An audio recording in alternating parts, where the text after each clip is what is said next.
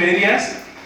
Today we had a visit here at Uasin Gishu to check on the trainings that are going on. Uasin Gishu is among the 12 counties which are undertaking the data collection for the enhanced single registry which we run.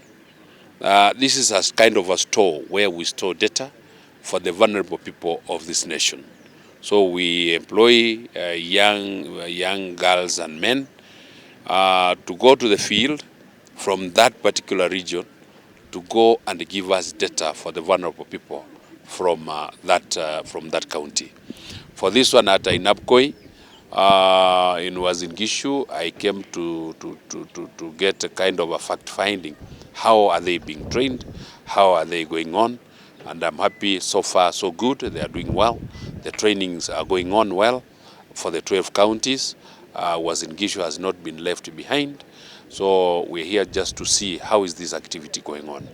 And so far, I'm satisfied that it's going on well.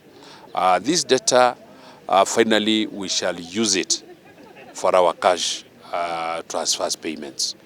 We do what we call Inua Jamii for the old people, for the children, orphan vulnerable children, and the people living with severe disabilities.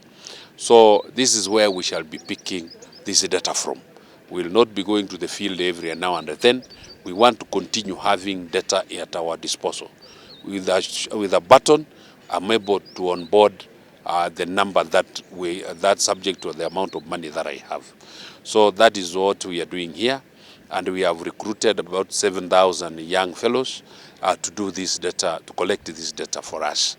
It is normally very important to have data, not only for the cash transfer, but it's important to have data for us to know how many vulnerable families and households rather do we have in this nation, and how can we reach them with a lot of ease? How can we pull them from their vulnerability for them to graduate to a level that they can sustain themselves?